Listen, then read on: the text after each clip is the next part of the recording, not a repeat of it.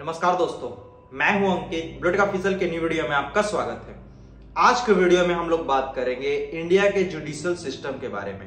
जी हां, अगर हम लोग बात करें पूरे इंडिया के हाई कोर्ट और सुप्रीम कोर्ट के टोटल केसेस को लेकर के, तो लगभग 5 करोड़ से भी ज्यादा केस ऐसे हैं जो फिलहाल पेंडिंग है।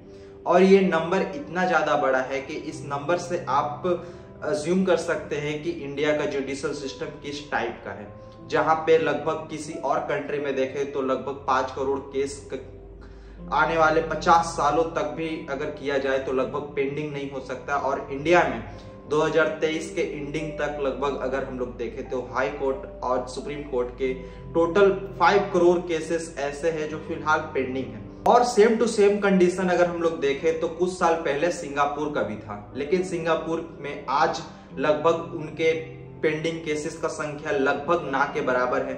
और वही आज के वीडियो में जानेंगे कि आखिर के सिंगापुर ऐसा कौन कौन सा स्टेप लिया जिससे उसका टोटल जो पेंडिंग केसेस था वो आज कंप्लीट के बराबर है, और इंडियन जुडिशियल सिस्टम में किस तरह का चेंजेस से लगभग ये 5 करोड़ का पेंडिंग केस लगभग डिक्रीज किया जाए या कम से कम किया जाए। तो आज के वीडियो में हम लोग डिटेल में समझने का कोशिश करेंगे। अगर हम लोग सबसे पहले बात करें कि सिंगापुर किस किस तरह का चेंजेस किया गया, तो वो पहला चेंजेस था कि सारे जज को ये ऑर्डर दिया गया कि आप जिस भी केस को कंक्लूड करते हैं तो उसे लगभग विथिन 2 मंथ आपको उस केस का डिसीजन और उस केस का वर्डिक्ट आपको एज अ सबमिट करना होगा फाइनल डिसीजन के तौर पे।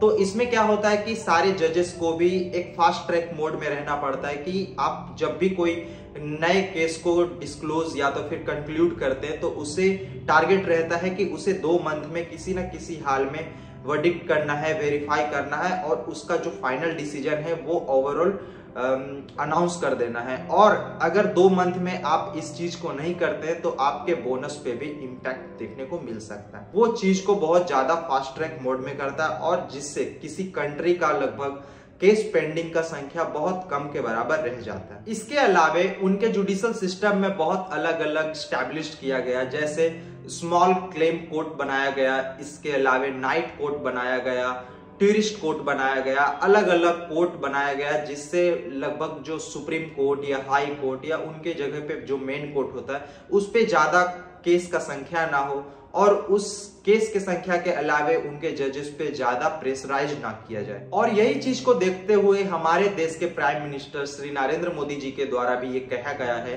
कि लगभग सिंगापुर जैसे चेंजेस हमारे कंट्री में भी जरूरत है। और उसी को मद्देनजर रखते हुए ministry of law and justice के द्वारा कुछ स्टेप्स लिए गए हैं बॉम्बे हाई कोर्ट और दिल्ली हाई कोर्ट। और अपने बॉम्बे हाई कोर्ट और दिल्ली हाई कोर्ट में कॉमर्शियल बेंचेस का भी स्टैब्लिश किया गया है। एक सॉफ्टवेयर रन किया जाता है और उस सॉफ्टवेयर के माध्यम से ई समन लगभग ईमेल और एसएमएस के माध्यम से भेजा जाता है, जिससे बहुत ज्यादा टाइम, इसके अलावे लॉजिस्टिक्स और भी बहुत तरह के फायदा डायरेक्टली कोर्ट को मिलता है। और उसके अलावे देखें तो कंज्यूमर कोर्ट में जो पहले 1 करोड़ का लिमिट दिया गया था उसे घटा करके लगभग 3 लाख किया गया है। लॉ सिस्टम में या जुडिशियल सिस्टम में बहुत ऐसे अपग्रेड देखने को मिलेगा। इसके अलावे बहुत नए नए कोर्ट या बहुत अलग अलग लेवल के कोर्ट को आपको स्टैब्लिश देखने को मिलेगा। बाकी के आने वाले टाइम में आप ये नंबर में भी डिक्रीज होते हुए देखेंगे और केसेस जो पेंडिंग है लगभग वो बहुत कम से कम हो। मैं आशा करता हूं कि आपको ये वीडियो इन्फॉर्मेटिव लगा होगा।